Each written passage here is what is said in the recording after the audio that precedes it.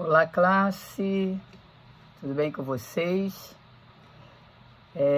Hoje nós vamos dar continuidade ao estudo de 2 Coríntios e vamos continuar o assunto que o Ramon veio discutindo, né? Do apóstolo Paulo, que quando ele se defende de acusações feitas a ele, acusações injustas feitas a ele só porque ele mudou o tempo da visita que ele tinha dito que faria a Corinto. Então nós vamos aprender com o apóstolo Paulo a nos defender de acusações injustas, como a gente deve proceder, né? Nós vamos aprender com o nosso apóstolo Paulo. Então vamos orar? Senhor, muito obrigado por mais uma vez podermos parar para estudar a Tua Palavra e aprender, Senhor, com os ensinamentos do apóstolo Paulo. Muito obrigada, Senhor, porque ele nos ensina questões práticas do nosso dia a dia, Senhor, como devemos proceder como cristãos, Senhor. Abençoa-nos, fala aos nossos corações, abre nossos olhos, nossos ouvidos, para entender aquilo que o Senhor quer nos falar. Toma-me em Tuas mãos, usa-me, Senhor, como instrumento Teu, em nome de Jesus. Amém. Então, nosso texto de hoje é 2 Coríntios 1, de 21 a 24, e vamos pegar o capítulo 2 também, um pedacinho, tá? Nesse trecho diz assim, que Paulo diz que foi uma ação divina, diz assim no texto: ora, é Deus que faz que nós e vocês permaneçamos firmes em Cristo. Ele nos ungiu, nos selou como sua propriedade e pôs o seu Espírito em nossos corações como garantia do que está por vir. Invoco a Deus como testemunha de que foi a fim de poupá-los que não voltei a Corinto. Não que tenhamos domínio sobre a sua fé, mas cooperamos com vocês para que tenham alegria, pois é pela fé que vocês permanecem firmes. Então Paulo está falando aqui sobre essa visita dele a Corinto, né? Ele prossegue argumentando a sua defesa, né? Ele já começou nos versículos anteriores. Ele prossegue argumentando a sua defesa, mostrando aos crentes de Corinto a grandiosa obra de Deus em seu favor. Diante de tão grande obra, não fazia sentido a acusação deles contra Paulo, porque essa obra era de Deus. E a gente pode ver alguns pontos dessa obra na vida de Paulo. A primeira coisa que nós podemos ver é a confirmação, que está no versículo 21, que diz assim: mas aquele que nos confirma convosco em Cristo e nos ungiu é Deus. Então, Paulo não estava ali por suas próprias forças, sua própria sabedoria, não, ele estava ali porque o Senhor o colocou. A palavra grega bebaion, traduzida aqui por confirma, é um termo que significa um relacionamento legal, indiscutível ou indestrutível. O termo confirmar é de origem comercial e se refere à garantia de cumprimento de um contrato. A confirmação significava que o vendedor garantia a autenticidade e a qualidade do produto que vendia, ou ainda que prestaria o serviço conforme prometido. O Espírito Santo nos garante que é confiável e cumprirá todas as suas promessas. Então, quem confirma a obra de Paulo é Deus, é o Espírito Santo, né? A palavra bebaion é empregada com o sentido legal nos papiros a respeito de uma garantia concedida de que certos compromissos serão cumpridos.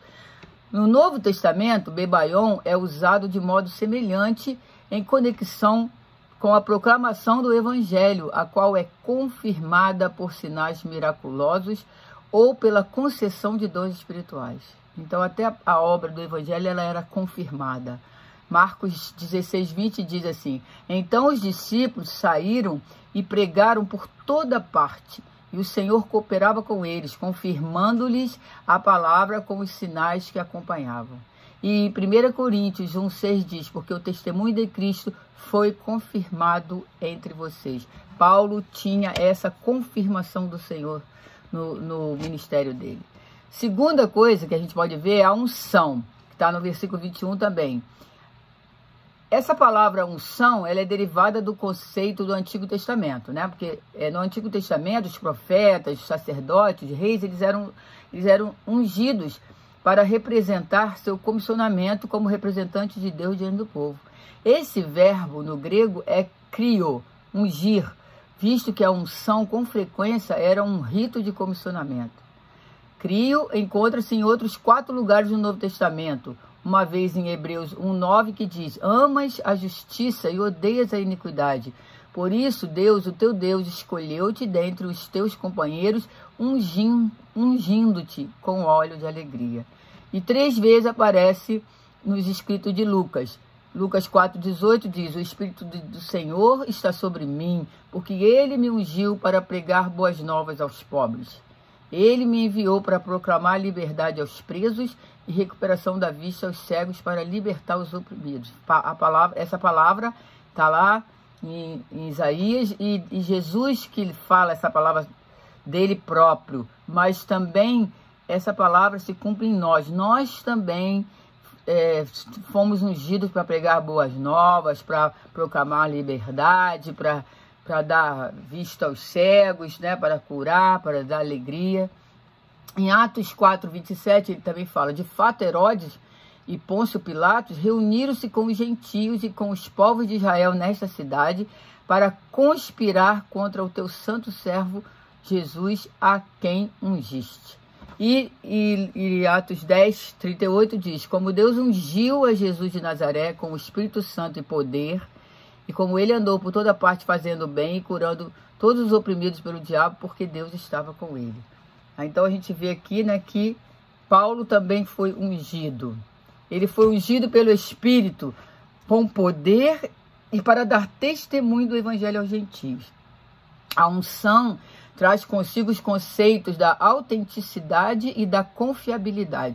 1 João 2:20 e o 27 diz assim: mas vocês têm uma unção que procede do Santo, e todos vocês têm conhecimento.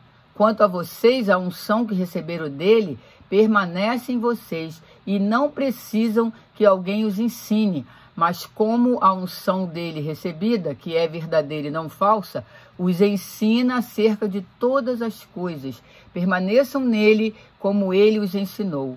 A unção aqui refere-se à unção do Espírito Santo na conversão recebida por todos os cristãos. Terceira coisa que nós podemos ver nesse trecho é o selo do Espírito, que está no versículo 22, que diz: ele nos selou como sua propriedade e pôs o seu Espírito em nossos corações como garantia do que está por vir.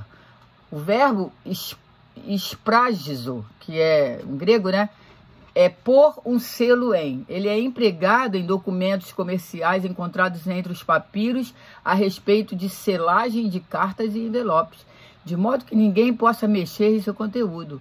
Significa marcar com um sinal identificador.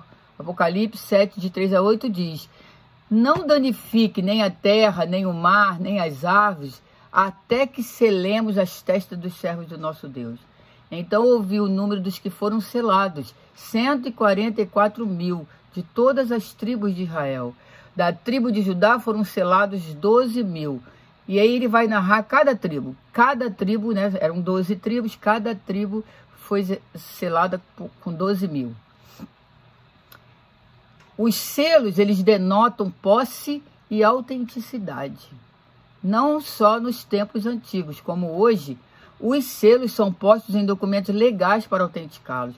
Por analogia, Deus põe um selo em seu povo por 2 motivos: para confirmar que eles lhes pertence e para protegê-los de dano. Então, nós somos selados. O apóstolo Paulo foi selado. Nós também somos selados pelo Espírito Santo. O selo é um símbolo de legitimidade, propriedade e inviolabilidade. A obra feita por nós e em nós é legítima e não falsa. Somos propriedade exclusiva de Deus e ninguém pode nos arrancar dos seus braços. Quando Deus nos sela, ele deixa gravada a própria imagem do seu Filho em nós. Romanos 8:29 diz: Pois aqueles que de antemão conheceu, também os predestinou para serem conformes à imagem de seu Filho, a fim de que ele seja o primogênito entre muitos irmãos. Esse selo de Deus garante a autenticidade do nosso relacionamento com ele. Efésios 1:13 diz: nele, quando vocês ouviram e creram na palavra da verdade, o evangelho que os salvou, vocês foram selados com o Espírito Santo da promessa. Não entristeça o Espírito Santo de Deus, com o qual vocês foram selados para o dia da redenção. O selo é a marca de identificação e de segurança. Esse segundo versículo é Efésios 4:30. E a quarta coisa que a gente pode ver nesse texto é o penhor, a garantia do Espírito. Está no versículo 22 também, que a gente já leu. O penhor é um termo oriundo da prática comercial. A palavra grega arrabon, traduzida por penhor, corresponde à parcela de um pagamento. Era uma palavra muito comum nos documentos legais dos gregos. Tratava-se da garantia do pagamento integral depois de efetivada a primeira parcela. Deus nos deu o Espírito Santo como um depósito, uma primeira prestação. Temos a garantia que depois do depósito inicial vem uma prestação subsequente. Arrabon era o depósito feito pelo comprador ao vendedor como garantia de que o pagamento total seria efetivado no devido tempo. Então nós temos esse primeiro pagamento, né, que já foi feito para nós, o Espírito Santo fez por nós. O Espírito Santo nos foi dado como penhor, ou seja, como garantia da nossa total participação nas bênçãos da era vindoura. Está em 2 Coríntios 5:5. Foi Deus que nos preparou para esse propósito, dando-nos o Espírito como garantia do que está por vir. Então a gente ainda não tem tudo, né? Nós temos a garantia de que vamos ter. Já somos de Deus, mas o nosso resgate final será apenas na glorificação. Pelo penhor do Espírito, uma parte do futuro já se faz presente, e assim torna-se a garantia desse futuro. Embora a gente ainda não tenha, né, tudo, mas nós já temos o futuro, a gente já experimenta uma parte do futuro hoje por causa do Espírito Santo em nós, né? Por isso podemos experimentar uma vida abundante. Porque Paulo faz essas afirmações.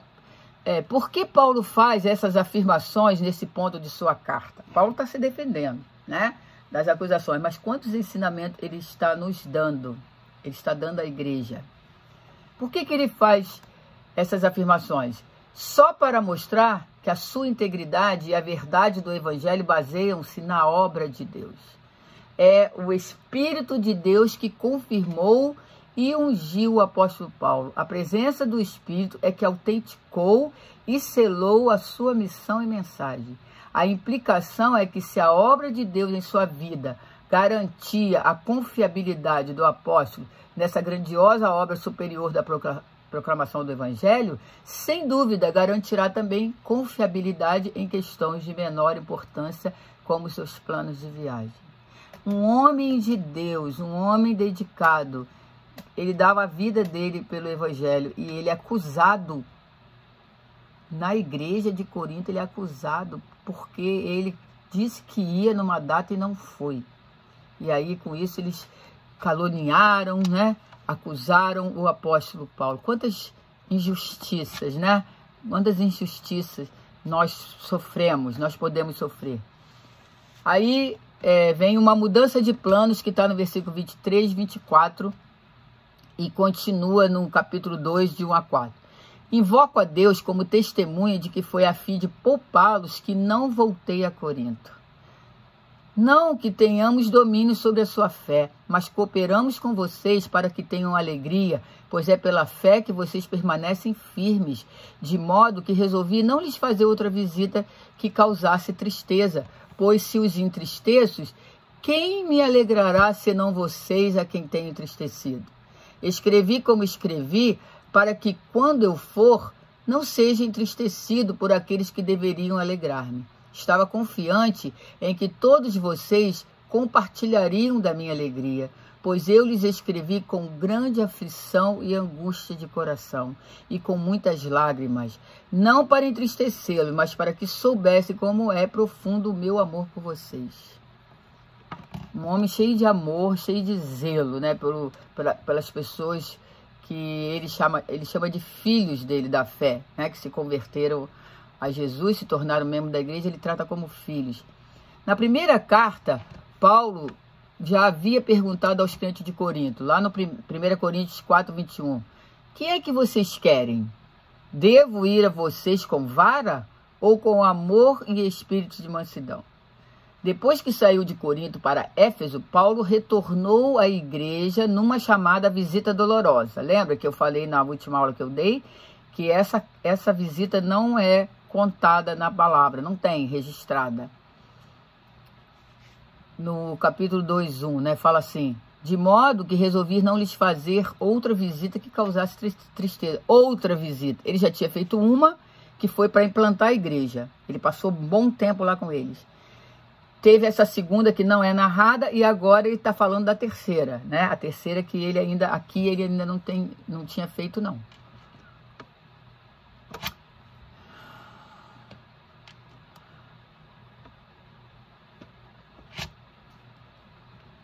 Ele também escreveu uma carta dolorosa. Então, ele não foi nessa segunda, né? Essa segunda visita dolorosa que a gente não tem dados dela, ele depois escreve uma carta também que ele chama de carta dolorosa. Tá? No capítulo 2, verso 4, diz assim: pois eu lhes escrevi com grande aflição e angústia de coração e com muitas lágrimas. Não para entristecê-lo, mas para que soubesse como é profundo o meu amor por vocês. Sendo assim, Paulo está decidido a não voltar nesse contexto e ambiente de hostilidade. Ele queria lhes dar algum tempo para o arrependimento, para que sua vinda pudesse resultar em alegria. Paulo não vai por amor e é interpretado tão mal, né? Atacado por aqueles crentes lá de Corinto. O amor, ele poupa as pessoas, né? Paulo, ele deixa de ir para poupar as pessoas por amor, tá? Então, ele não foi para poupar o sofrimento deles, né? E o amor, Paulo está falando aqui do amor, ele diz que o amor não oprime as pessoas amadas. No versículo 24, ele diz assim: não que tenhamos domínio sobre sua fé, a gente não oprime, mas cooperamos com vocês para que tenham alegria, pois é pela fé que vocês permanecem firmes. Então, Paulo, por amor, ele não vai lá, porque ele não quer oprimir, né? Insistir ali com eles. O amor, ele não entristece as pessoas amadas. Tá no trecho de 1 a 4 que eu já li, né? Em 1 Coríntios 16, que nós já estudamos, né, no ano passado, nós estudamos toda a carta de 1 Coríntios, de 5 a 7, diz assim: depois de passar pela Macedônia, irei visitá-los, já que passarei por lá. Talvez eu permaneça com vocês durante algum tempo, ou até mesmo passe o inverno com vocês, para que me ajudem na viagem aonde quer que eu vá. Desta vez não quero apenas vê-los e fazer uma visita de passagem. Espero ficar algum tempo com vocês, se o Senhor permitir. Paulo havia informado seus leitores que ele pretendia visitá-los depois de passar pela Macedônia. Depois ele mudou os planos, né, por causa de tudo que a gente já falou, né, por causa da visita dolorosa, da carta dolorosa. Ele não queria voltar lá, né, nesse momento, então ele muda os planos da visita e resolve visitar 1 Corinto. Não, ele ia visitar 1 Corinto, mas ele muda. A caminho da Macedônia e outra vez ao voltar. Ele queria visitar quando ele estivesse indo para Macedônia e depois que voltasse da Macedônia. No capítulo 1, 15, 16 fala: confiando nisso e para que vocês fossem duplamente beneficiados, planejava primeiro visitá-los em minha ida à Macedônia e voltar a vocês vindo de lá, para que me ajudassem em minha viagem para a Judéia. Paulo, ao que tudo mostra aqui, ele realizou essa primeira visita prometida. Mas por causa do fato dessa visita ter se transformado em algo doloroso, tanto para os coríntios quanto para ele mesmo, ele então dá no versículo capítulo 13, 2, fala assim: já os adverti quando estive com vocês pela segunda vez. Agora, estando ausente, escrevo aos que antes pecaram e aos demais, quando voltar, não os pouparei. Então, aqui registra que Paulo foi lá a segunda vez, mas aí ele não volta na terceira, como ele diz, né? Como ele tinha combinado. No capítulo 2, verso 1, diz: de modo que resolvi não lhes fazer outra visita que causasse tristeza. Outra, porque já tinha havido uma. Ele cancelou essa visita de retorno em lugar da visita, e em lugar dessa visita de retorno, ele escreveu a carta, né? Essa carta que eles chamam de severa. Alguns estudiosos acham que essa carta severa tenha sido uma carta não canônica, enviada à igreja depois da primeira carta canônica e antes da segunda carta que estamos estudando. Esta carta, entre a primeira e a segunda, pode ter se perdido. É a carta que não é canônica, não entrou na palavra de Deus, na Bíblia. Paulo, ele não queria voltar à igreja de Corinto em tristeza. Ele fala isso no versículo 1, que a gente já leu. Ele reconhecia que se ele os entristecesse, somente eles poderiam alegrá-lo. O 2:2 fala: pois se os entristeço, quem me alegrará senão vocês a quem tem entristecido? Paulo sabia que a alegria deles seria a sua alegria. No versículo 3 ele fala: escrevi como escrevi, para que quando eu for não seja entristecido por aqueles que deveriam alegrar-me. Estava confiante em que todos vocês compartilhariam da minha alegria. Por isso, em vez de visitá-los naquele clima de tristeza, escreveu-lhes uma carta em meio às lágrimas, não para entristecê-lo, mas para revelar-lhes seu imenso amor. No versículo 4 diz: pois eu lhes escrevi com grande aflição e angústia de coração e com muitas lágrimas, não para entristecê-los, mas para que soubessem como é profundo o meu amor por você. O amor põe os outros antes de si mesmo. Paulo pensava em seus próprios sentimentos. Paulo não pensava em seus próprios sentimentos, mas sim nos sentimentos dos outros. Ele escreveu uma carta severa, resultante da angústia de seu coração e envolvida em amor cristão. Seu grande desejo era que a igreja obedecesse a palavra, disciplinasse o transgressor e trouxesse de volta a pureza e a paz para a congregação. Ele não foi, mas ele deu as instruções. Ele esperava que o transgressor, que os estudiosos acham que esse transgressor, aquele que cometia incesto, né? Era ele que atacava Paulo. Ele formou um grupo para atacar Paulo, mas Paulo, ele tem consciência de que a obra dele não é feita por ele, e sim pelo Senhor. Então nós podemos aprender com as experiências negativas de Paulo, né? Com as durezas que ele enfrentou, as injustiças, né? Que Deus nos abençoe, que possamos aplicar isso na nossa vida, sabermos responder, sabermos agir diante de injustiça que vamos sofrer, diante de calúnia, diante de ofensa, diante de ataques, tá? Que Deus nos abençoe com essa lição e que ela possa ser aplicada nas nossas vidas, né? A próxima semana nós vamos continuar com esse estudo. Deus as abençoe. Amém. Muito obrigada.